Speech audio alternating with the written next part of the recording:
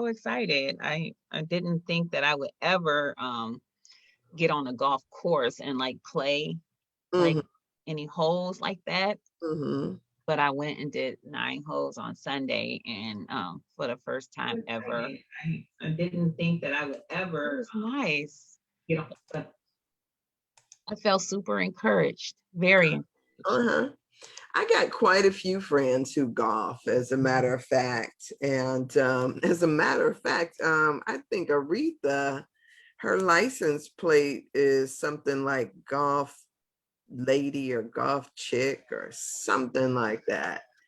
But yeah, and Denise actually, once she retired, she moved to South Carolina because she was Oh, like, at least nice. there I can golf year round, you And know? they have beautiful courses Yeah, too. yeah, I, yeah. yeah, I love it. I when I went to the Sedonas and was in Arizona doing some mountain climbing or whatever back I think in 2004 or whatever.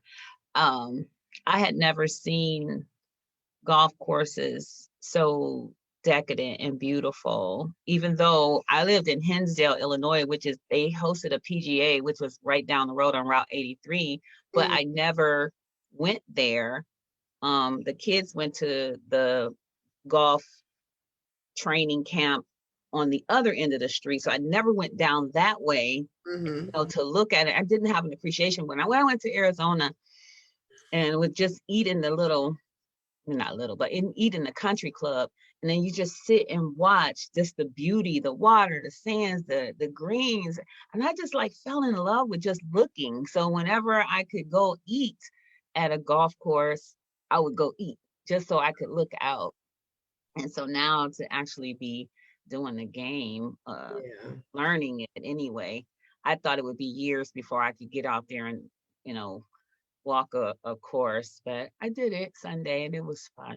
It was fun. Yeah, good. I had a cousin who from Jackson, Mississippi, who used to actually travel the circuit. I mean, he was a competitive golfer.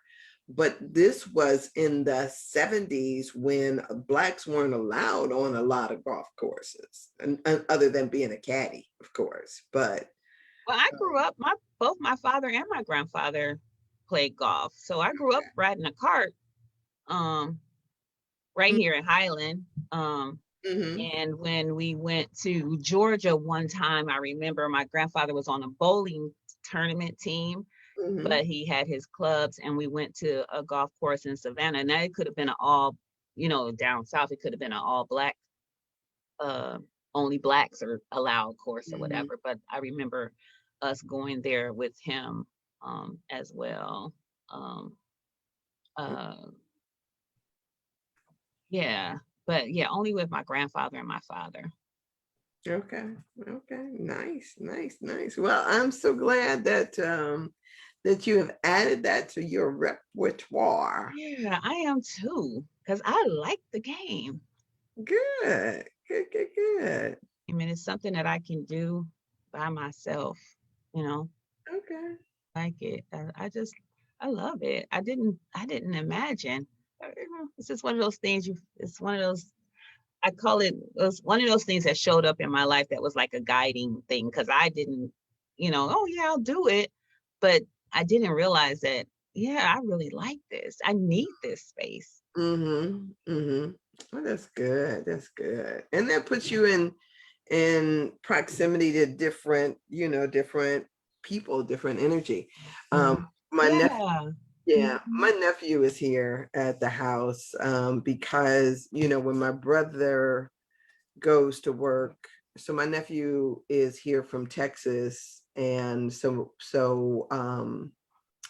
when my brother goes to work, since he goes to work early, he's been calling me up or dropping me a note. Hey, can I drop Diaz off? And so he's 9, but he's got his own golf clubs. And so this morning when Nice. he got out of the car grabbing his golf clubs, and I'm thinking to myself, oh no, do I have to take you someplace too?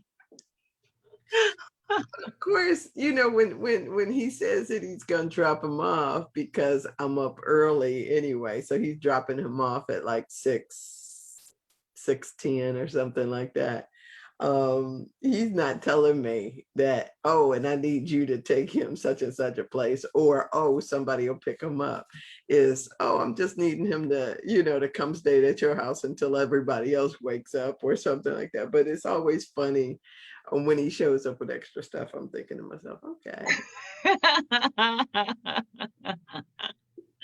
this is my day. Yeah. My Yeah. granddaughter has her little golf clubs. They're so cute. I just Yeah. love them. I Yeah. love them. Yeah. Yeah. I think that's awesome. So they're playing baseball and doing golf this year. And so Okay. both my nephews, we went and watched a game yesterday that they played in. So Nice. yeah, so Oh, I miss those days so much. Oh, I do. Oh, I do. I miss those days. oh goodness. Okay. Okay. Yeah, so anyway, that's what's here now, what's present now. So in all things, we will rejoice and be glad. So good morning to anybody who has joined us. I'm apologizing for the late start. I know some of you sort of sit there holding your phone like I do with my 5 a.m. club. I sit there holding my phone, waiting and saying, okay, it's going to show up in a second. And this morning, for some reason, I don't know why, I don't know if the electricity went off or flickered or something yesterday, but when I came in here, everything was shut down. And so it was the process of me restarting and trying to get back online. So greetings to you this morning, and I'm sending love and blessings, and I'm knowing that the words that we speak here are filled with light, love, and wisdom of the highest. So I am giving thanks that, that spirit shows up and shows out through our conversation today. And I'm excited because we are still in the second chakra, which is still in that area of our sex organs that we have been talking about. But now we are shifting our focus from being about the sexual energy portion into the money energy portion, or the energy of money. And so I'm kind of excited about talking about that. And Yeah. how it still impacts that area of our lives. That's that deep.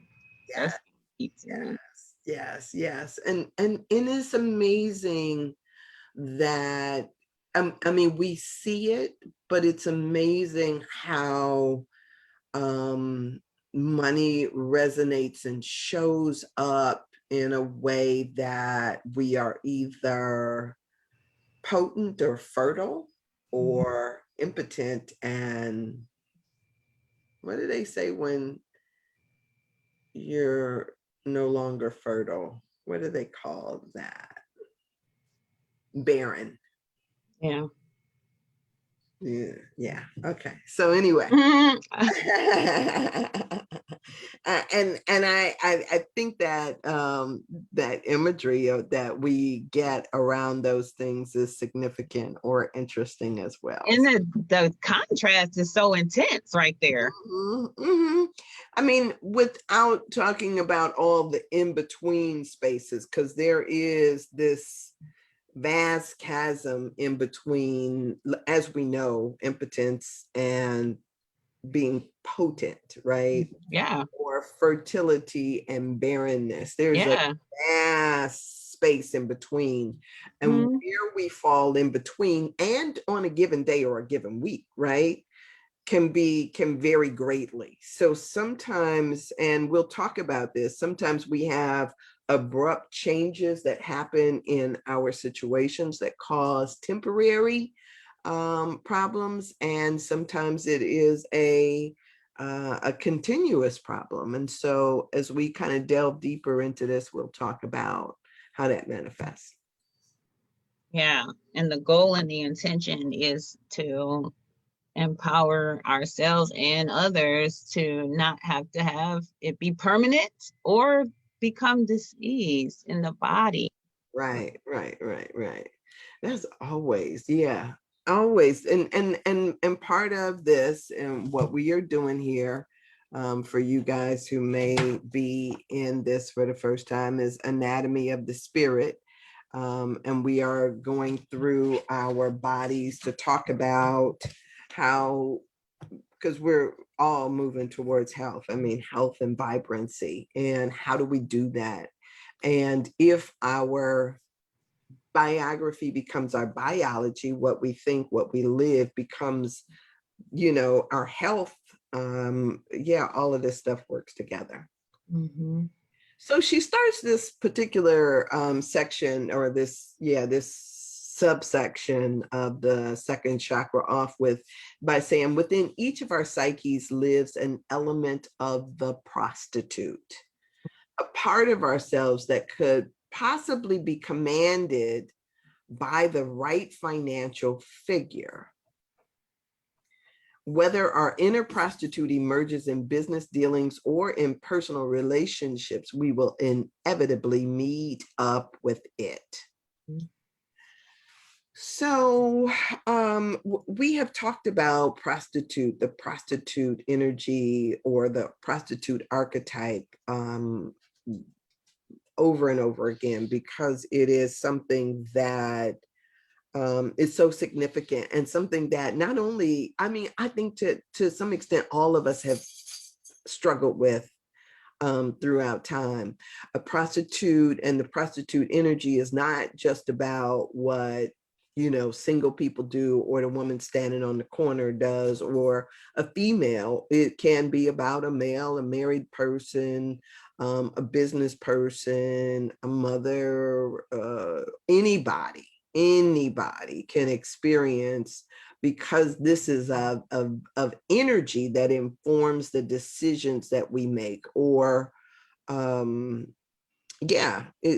it's basically the energy with which we deal with situations. And so sometimes, and what she's saying is that for the right financial figure, everybody is susceptible to this. You'll remember that there was a movie out years ago that Indecent Proposal, is that what it was? Mm-hmm. Remember that movie? And it was about a millionaire or something who made a proposition to a man's wife, and he wanted to buy this woman for a particular night, and made the proposition to the couple. And so this was about the unfolding struggle around that idea. What's your amount is basically what the question became. And so following along with that notion that everybody has a cost, where would you fall on the spectrum? What, I guess that would be, that would be part of the question. One of the things that and I want to touch on this for a second, is because one of the things that came out recently, I just finally saw the video that was put up by Monique about women and their appearance and their what they show to the world. And one of the things that she was trying to say, out of a place of love, is have some pride about yourself. And if you value yourself, that should show in how you carry yourself, how you present yourself to the world, without somebody having to scratch their head and guess and wonder, right? She said that, that there should be care that is taken to show forth what you feel about yourself. And so a lot of times we get, and she got a lot of pushback from it, because a lot of times we bring, I always say to myself, is we are meaning making machines. And so we bring meaning to everything. So if a person looks like they have, you know, sometimes we go based on what we perceive with our eyeballs and not necessarily asking the questions in back of those things. So as we kind of, you know, drill down on this particular topic to really talk about what that means, whether our prostitute energy emerges in the context of our relationships or in our jobs or in any number of ways, it shows up, it crops up. And so yeah.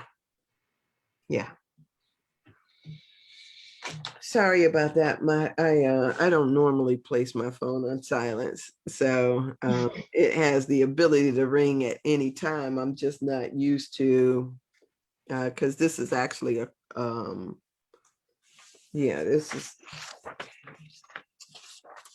you know, huh? So you're Yeah, it was a reminder call about an appointment I have, and so I don't even oh call me at 7:45. Program your system.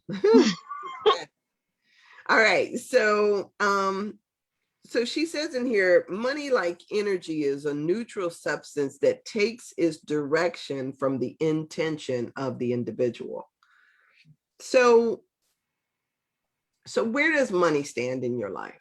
Right? That would be the question. Where does money stand in your life?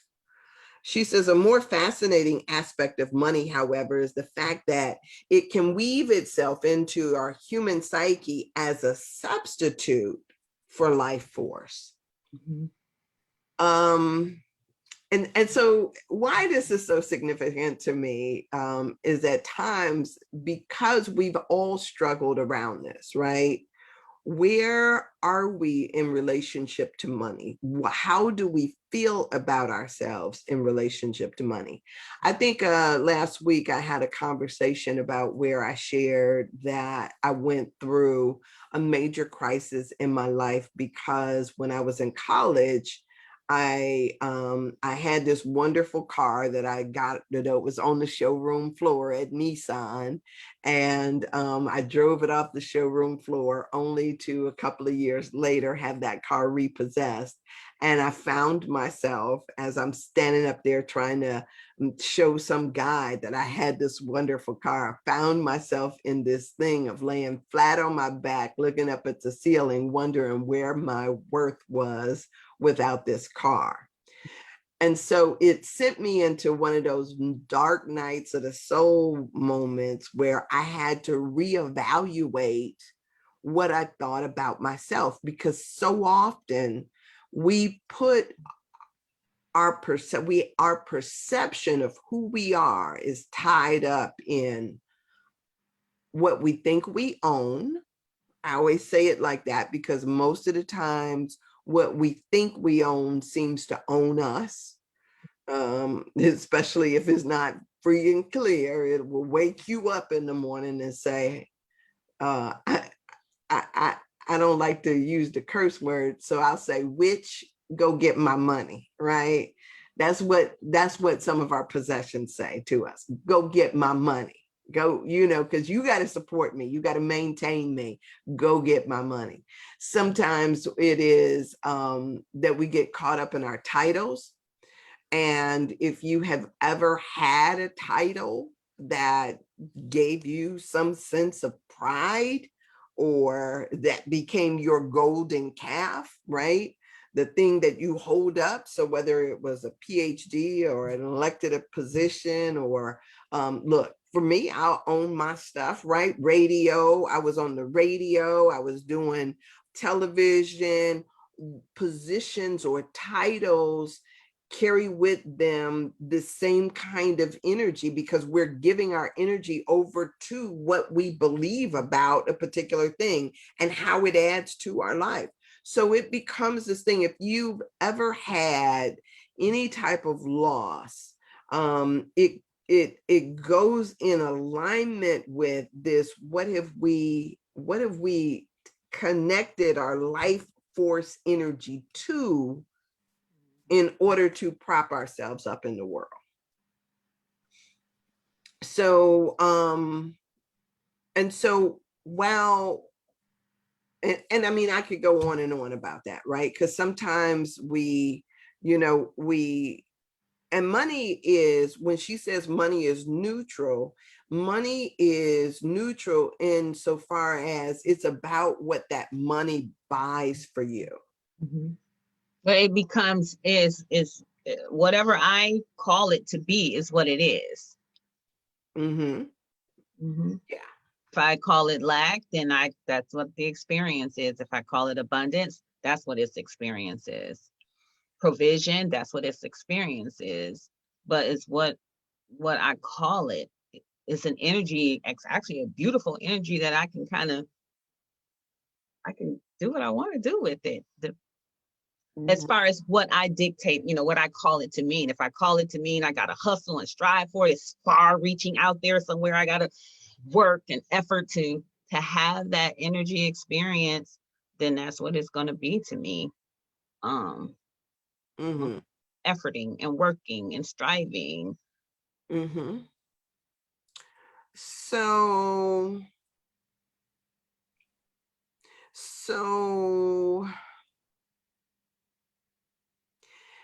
and so some people believe, like, there's a song that I love, Karen Drucker. I tell that thing to play it often. Is money comes to me. The song goes like this. She says, money is coming to me easily and effortlessly. Money is coming to me. I got money. And so it becomes this thing of, how is our relationship to money? Is money, because money in itself, she says, is neutral, right? And so sometimes our beliefs about it says that it takes a lot of effort, or our beliefs about it says that, ooh, this just comes to me. Money is attracted to me. Money loves me, right? And so just depending upon the energy that we carry with it, yes, it's like that ebb and flow in our lives, depending upon our relationship. But then what does it, for us, what does it symbolize for us, right? So do we resent it? Do we look at other people and begrudge them because they have it or not? Do we compare ourselves with whether we have it or not, and where we are on the spectrum, the hierarchy of our perceptions around money?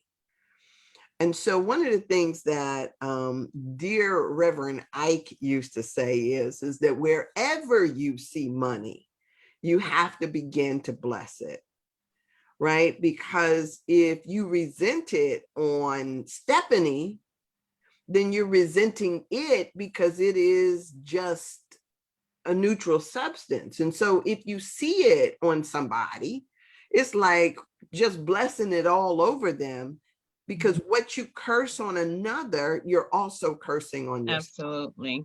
Right? So there is that type of thing. So when we talk about it as a substitute, though, for life force, she says that when people equate money with their life energy, right? We see this often, right? Mm-hmm. When they equate money with their life energy. So let me read. An often unconscious substitution, right? Because if I got, people feel about themselves based on how much money they got in their pocket or how much money they got in their bank account.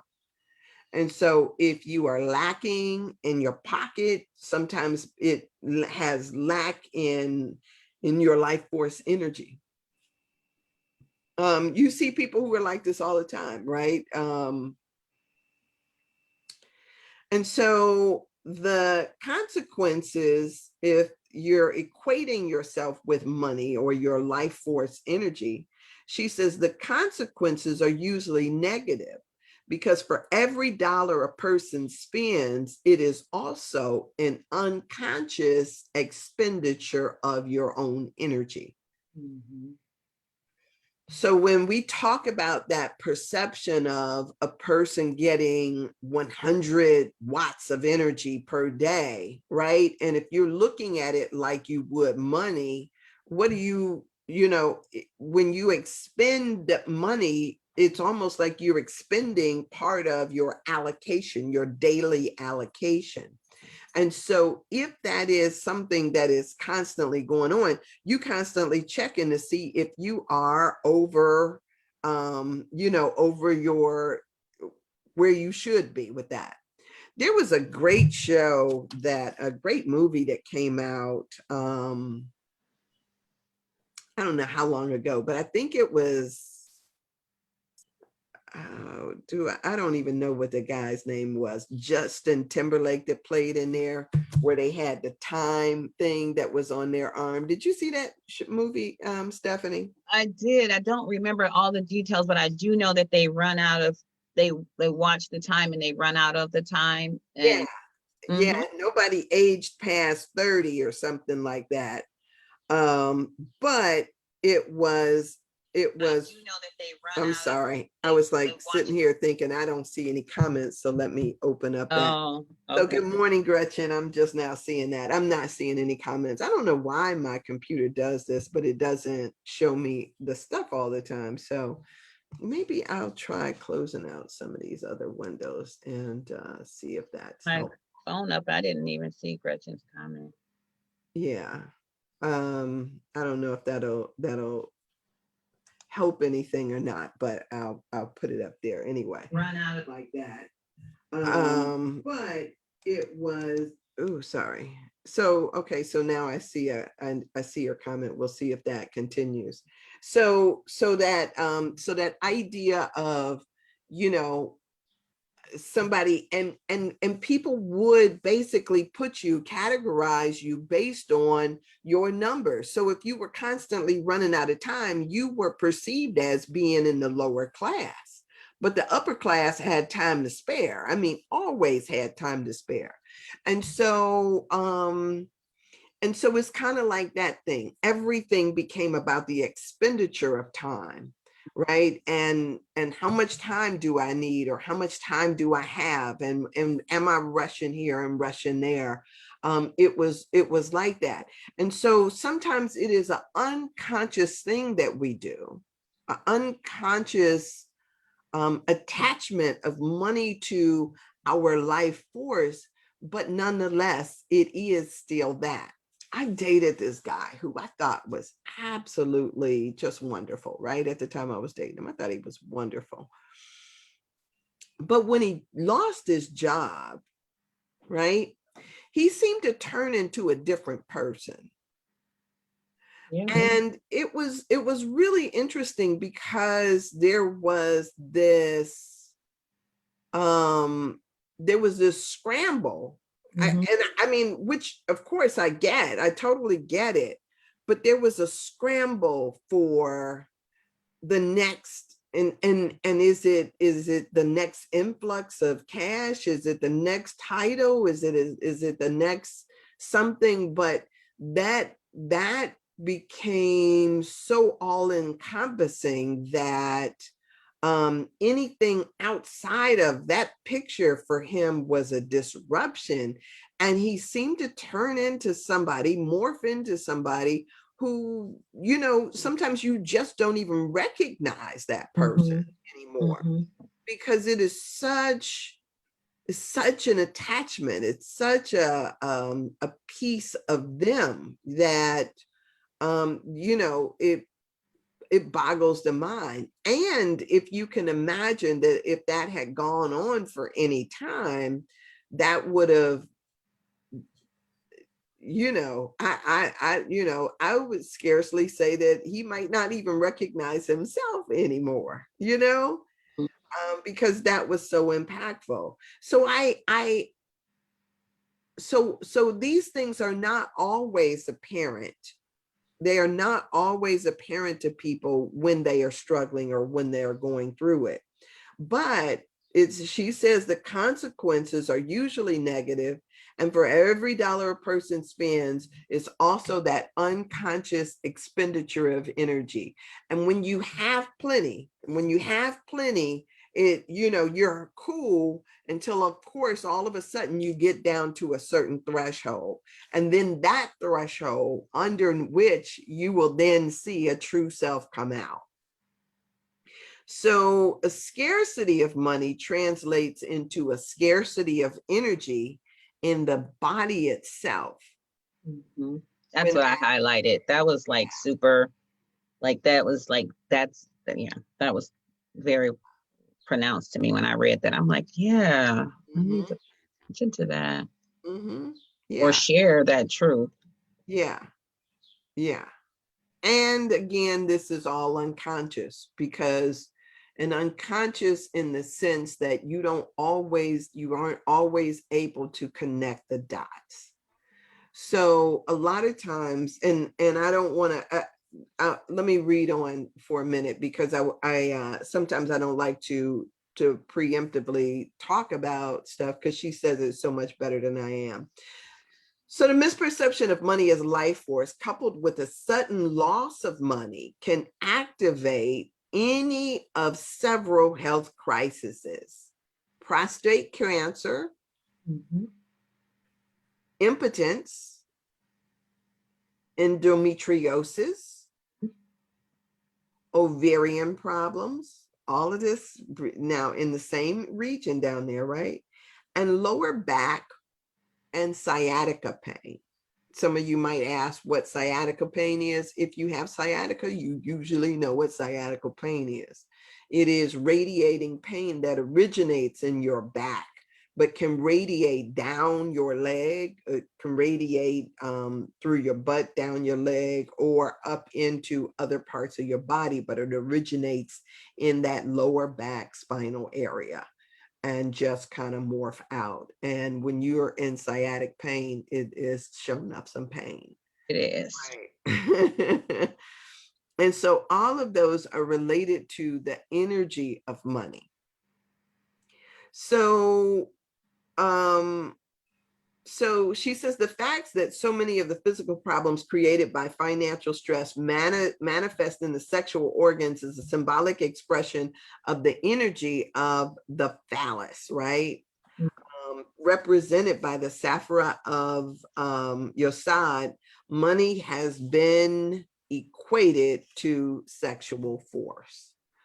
And so this, and I think that it's ironic that, no, it's not ironic, but it is so much in line with this prostitute energy, as well as how people prostitute themselves for money. And so where would you fall on the spectrum when you think about what it would take for you to be bought off and what that means? Now, I will tell you, I have become so aware of this, that when I accept just about anything, I am putting it onto this scale that if this was a money expenditure or energy expenditure, is it one that I would want to make? So say, for instance, somebody asked me out to dinner or offers to give me tickets to a play. All of that can fall up under this kind of archetype or these kinds of decisions. Like what is required in exchange for this, right? What is this asking of me really? And so it's kind of like the thing that you learn when I don't know, because my mother we were raised with the idea of you don't get something for nothing. Right? That was always what we heard in our house. You don't get something for nothing. People are just not nice to you for any reasons. Always check for strings. And so you see something, and just like in the old magician stuff, you looking around it like, okay, where the strings at here? What What is it that is required? What do I have to do in exchange?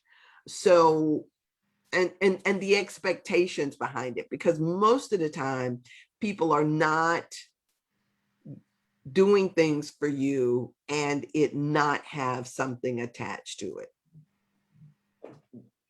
That was my learning, right? Mhm. Right or wrong, that was what I was always taught. So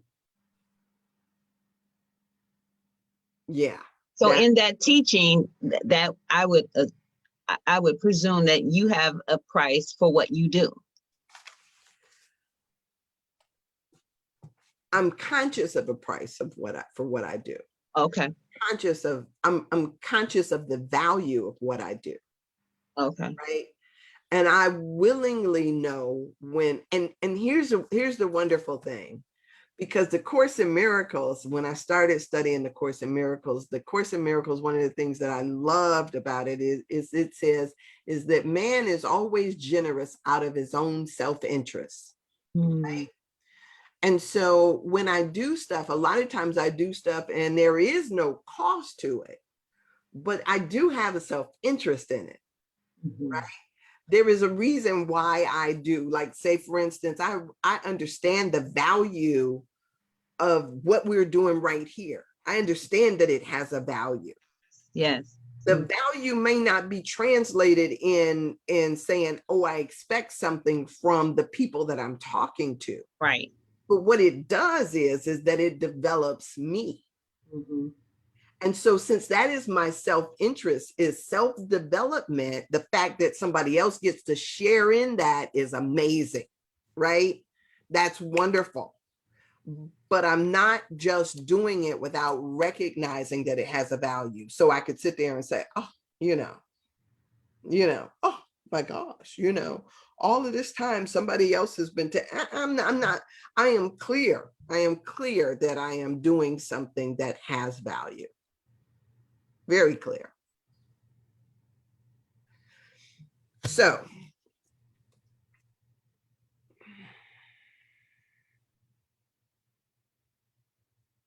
and I want to stay with that for a second, because I want to check out and make sure that I have, because I'm not one, sometimes we don't associate and I don't worry about what somebody else is able to do with stuff, right? I recognize that the blessings that are for me, right? So I'm not worried about a whole lot of stuff. I know that there is always the potential for there's the potential for a lot of different things to happen, right? There's always the potential for that. So I'm not even in that vein. I am in the vein of, yes, I have a self-interest and I am fulfilling my self-interest here in this space. And that goes with a lot of stuff. I mean, when we do stuff, I think that everybody should be aware that it has a value. Mm-hmm. I have been caught in situations where I was doing something and have devalued it, right? One thing, okay, that's something very different. I have allowed myself at times, and I shared this before. I worked at a facility here. It was a nonprofit, and this nonprofit was always doing some kind of fundraising, always doing, blah, blah, blah, blah, blah, right? Anyway, the guy who was running the program used to use me and my appeal by inviting me out to dinners or for drinks with certain clients that he was trying to get stuff from. I've had that happen over and over again to me. So you can go with the understanding that, you know, just because you're going to get drinks.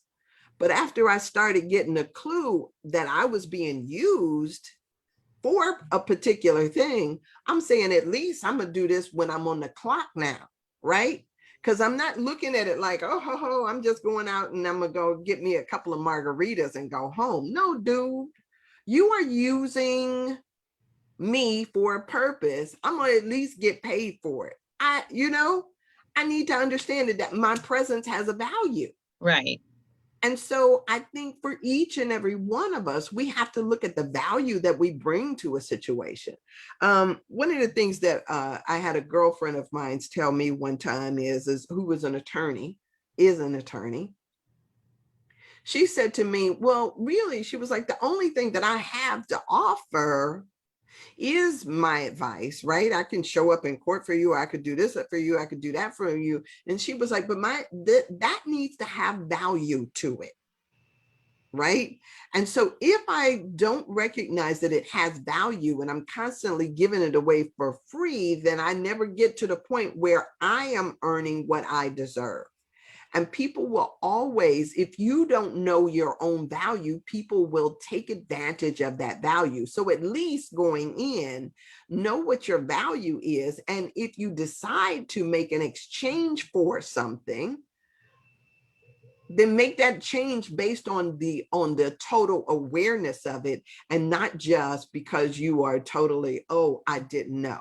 And that used to happen in our community so much, right? Where and there's been movies made about it where, the one that just came out, Ma Rainey's Black Bottom, where sometimes people will sit there and think, oh, how dare she know her value and ask for it and demand it, right? Because what we know is that people for the longest time were made to work, to be controlled like puppets, to do everything, and somebody else profited from it. Somebody else was getting the benefit of it. And so if you are allowing somebody else to profit from what you are doing, at least know that it has a value, and be willingly relinquish that. Otherwise, you will constantly feel like you are being depleted and used and abused, and not understand that all of that carries with it an energy that can either buoy you or can deplete you, right? I talk often about that doggone ad that I saw in the Plain Dealer years ago, where the Marzetti's salad dressing company, that company that made all of these, gonna put a full page in their ad in the paper, thanking this woman, this Black woman, who they said was the creator of all their recipes that they had. And she was an employee, and what they thought they should do was run this full page ad after her death to thank her for it. It's like, you better have paid her for it. Not just a $7 an hour salary, but somebody's coming in and they're giving their creative genius to something. And so the rapists and the rapee both have both expended some energy. And when you are raping other people, right, taking advantage of their gifting without proper compensation, that too carries with it an energy and repercussions or rewards. Or sickness and diseases in lots of hospitals like we are living in right now. Yes. It's a manifestation of choices such as that. Our society is an amazing manifestation of that cycle, the reciprocation of that. That is exactly what we live in. This is like, ta-da, this is it. She said, "Ta-da." Yes. So yes, and so we see this all over the place, all over the place. Just, and we want to peel. We want to peel. Try truth, right? What? What are you talking about? Tell the truth, right? Tell the truth. And if you are a vampire, sometimes we know when we are doing vampire stuff, sucking the blood and the energy out of somebody else. Ooh, and I hate to see it when it's, sometimes you watch people and you want to say enough, right? You see grown children on their parents who are still sucking. Mm-hmm. And you want to say, at what point, as a parent or um or as a so-called adult, at what point do you cut that umbilical cord? When it's no longer necessary. Girl, but some people don't know that it's no longer necessary. Yeah, that's their journey. This thing right here that says that our challenge is to achieve. If we can, a relationship with money in which it is separate from our life force, yet attracted to our energy easily and naturally. But we don't understand that. We don't understand that we have to attract it and not strive for it. So people who aren't cutting cords, everybody's benefiting that reciprocal, the mom who's staying attached and the kid who's staying attached, everybody's benefiting from it. They're stagnant, they're stuck. There's no multiplicity going on in those type of exchanges. I would imagine. I'm being presumptuous, something I'm working to not do, but I'd imagine if a person is stuck in that space, they're not growing, they're not expanding. Well, neither party. So it's always interesting to me, because sometimes when you see people who seem to be being depleted by what's going on in their life, one of the things that I am often aware that people will say to me is that I don't know how to be any different than what I've been. Mm-hmm. And so at a certain point, so say for instance, you have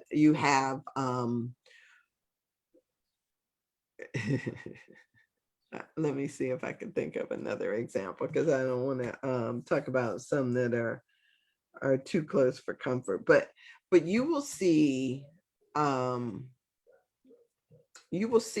that men could be grown and have kids. 27-year-old son, and you still paying his phone bill? Really? And just because you could get a extra free line and requiring absolutely nothing? Do you think so what is your judgment about that? What is my judgment about it? Mm-hmm.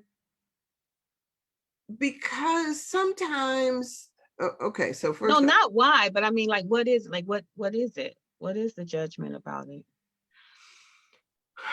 Because so I came from a lineage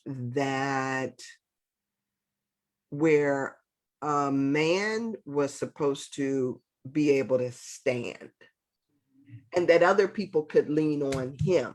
Mm-hmm. Right?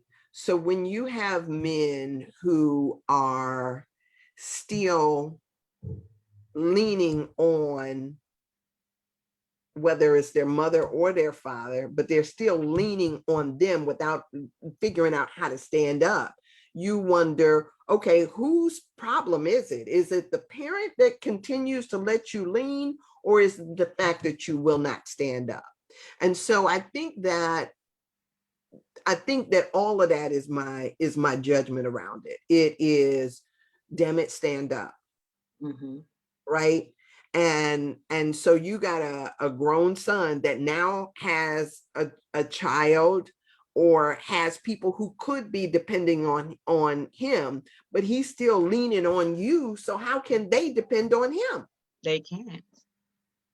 So yeah, I or grown men who still calling mama and daddy because they need to go someplace, and they never learned how to catch the bus, or had never had the challenge of having to worry about how to get someplace because mom and daddy always stepped in. It's like, at what point do you say, yes, I got attitude about this, right?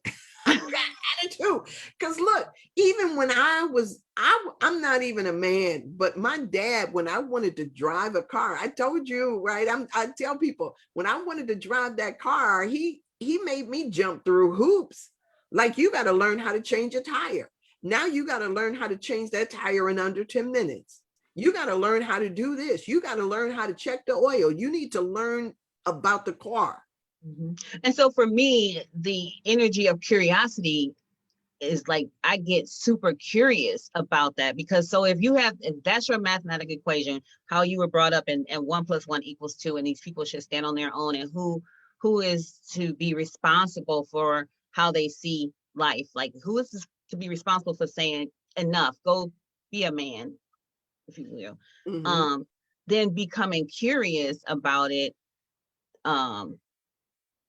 for me, because I, come from religion, and so judging is like one of those things that I haven't found the answer for it. I haven't found the answer, but this thing with money informing a society, our people, me specifically, our culture, that when you don't have an energy of prosperity running through yourself, then you just are going to get the lack experience. And you say you don't want the lack experience, but you are living in the lack experience. So this young man, 27 years old, let's just do that, and still relying on his parents for a phone, His and father. not his father for a phone, and not offering to just give it back, then he doesn't have an understanding, in my humble opinion. He doesn't have an understanding of the value of doing it different. Mm-hmm. He doesn't, for whatever reason, he doesn't have an understanding. He doesn't have an understanding, and I think that sometimes, yeah, he doesn't have an understanding, and I don't know the answer to get that to And him. sometimes it's really unfortunate, because one of the things that happens is that you feel as if when they're gone, that the rug has been pulled out from under you, and you feel like you're ill-equipped, or haven't been equipped with what you need in order to be self-sustain in your own life. And so people used to use that adage, the old adage that they raise their daughters and baby their sons, so to speak. And then we sort of look at the picture of, of what we see out here, and we wonder. I know that I have wondered about that. When my brother told me that he wasn't raising a boy, he was raising a man.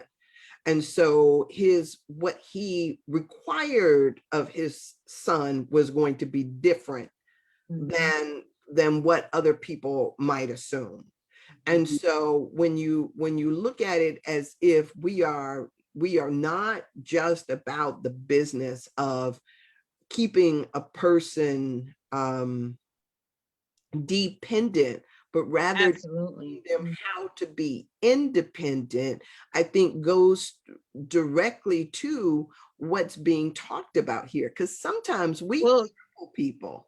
Yeah, Sandra, because the I don't know the percentage, I don't have the quote, but reading through some of the clinical information, young boys 25 and 20 and 30, they are impotent. They are taking the blue pill. These young people are having to have assistance for an erection. And it is because they have not been given authority to stand or authority to know the truth about their ability to be successful and their ability to be strong and their ability to be creative and to create and procreate for the intention of something bigger than just having sex. Yeah. Yeah. And so if like we just talked about, this idea of women not having children because they haven't developed or matured enough. I mean, can you see the same thing that Yeah, could be happening with our young men, no, that it is. the maturity hasn't developed to the point where they have that potency that they It need? hasn't been encouraged. Okay. Yeah. Yeah. It hasn't been encouraged. It's like I don't know for sure, I'm being presumptuous, but sometimes I think that there's this experience of I went without, I suffered, and so I don't want mine to go without and suffer. And yet it's a crippling experience on an energetic level and on a spiritual level. But I too my conspiracy, I too think that that's systemic and intentional. Mm-hmm. Foot Lockers are in my neighborhood where there are no Heinens in groceries, high-end grocery stores, but there is a Foot Locker. Mm-hmm. You know what I mean? There's a place to buy a $250 tennis shoe Mm-hmm. or a cell phone company, Mm-hmm. but not a high-end grocery store. Quality foods can be purchased and bought, So yeah, well, don't know. But I think that it's systemic and strategic too. And I think that there's a generation of lost information, kept information, um, the lack of exposure to truth, soul truth, like this kind of stuff. Mm-hmm. Mm-hmm. Mm-hmm. Yeah. Yeah. So, and so to some degree, I love going back to the Matrix, because sometimes I hear the words that come out of the Matrix, and it says, this is the wool that's been pulled over our eyes to blind us to the truth, right? And he says to turn us into one of these. I, Right. yeah, to turn us into one of these, like Yes. a Yeah. copper. And Hmm. and so when we don't recognize what we're doing, that and here's the other thing, because um so Rhonda made some great points this morning. We were talking about she was talking about how, because one of the things that I don't want to say professionals do, some journalists do, different people. I have been involved in the school systems in different capacities. Sometimes I go in and participate in reading programs, and sometimes I was doing career days. I was always, because I'm a talker, right? And people used to just say, hey, can you come do a career day? And as part of a Black journalist organization, we are really trying to promote and push journalism as a option still for kids, even though the nature of journalism has changed, and who is called a journalist, it has changed. And so with that, we still are about encouraging it as a career choice, because we do need those people who, and I won't call them truth tellers anymore, because that used to be what the job of journalism was. But nowadays it has morphed into something very different. For what Depending they upon, want. yeah, depending upon if you're involved in a network or a cable station or independent, just even that has changed. But we still go out and we talk about journalism. And so we're, various people within the organization, and Rhonda especially, because Rhonda has put together programs around reading because that's a value that she has, put together programs that put her in and out of school systems. And so she said that when she can remember as a child, this is what she said this morning. She said she could remember as a child. Oh, wow. Are we out of time? She said Oh my goodness. yeah, she could remember as a child. Hmm. I'm gonna make this short. Then she could remember as a child when she went to school. She was like, you would go to school, and by and large, she said you would maybe see one or maybe two kids that would come to school either without having eaten breakfast, or that would be dirty and disheveled, or not having their clothes matching or something like that. She was like, it was not the norm. And she says, and the kids who were well groomed might be a little critical of that child. And I remember that specifically because there was a girl in my class whose mother had died, and she used to come to school and her hair wasn't combed, or she would be dirty or whatever. I can remember you could point to her and say, okay, that's the Right. one.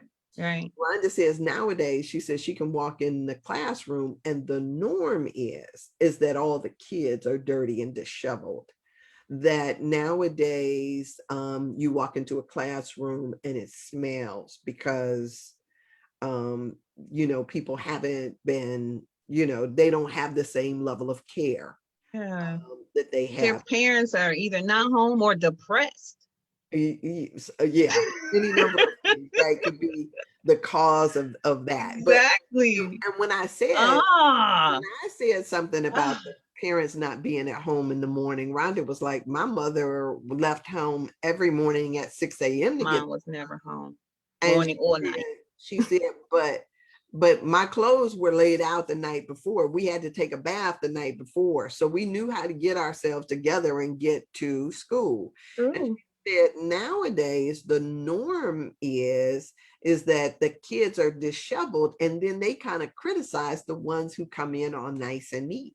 Mm. So she says it is totally flipped, which I don't doubt, because I see kids in my neighborhood that on a given week, they might be walking around with a bonnet on their head because they're in between getting Braids.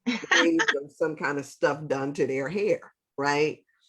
And so I am not doubting, what she said, but I think that it shows something very troubling when we talk about Definitely for the me. level of attentiveness that goes on in our schools. And Ah, um, and so much work to do. that's one of those things that we could talk about. So we'll pick up here at the top of 153 tomorrow, in the energy of money, and talking about this. And I want you guys to think about your relationship to money, what it is, how you see yourself in relation to it. How you feel about yourself in relation to it. Because I think that this is the work that we have to do. It is. Really do think that this is the work. It is the work. I agree with you. Yeah. All right. So blessings to you all. Thank you so much for being here. And we will be here tomorrow. And God willing, and the creek don't rise. And and continue in this energy of money in the Anatomy of Spirit by Carolyn Miss with my beautiful, wonderful friend Stephanie. Uh, yes. See you tomorrow. Happy Tuesday, everybody. Go enjoy this weather, The sunshiny the day. sunshiny day. All right. All Yeah. right. All right. Have a good one. Bye-bye. And where is my off button? Yeah, have a good one. And here we go.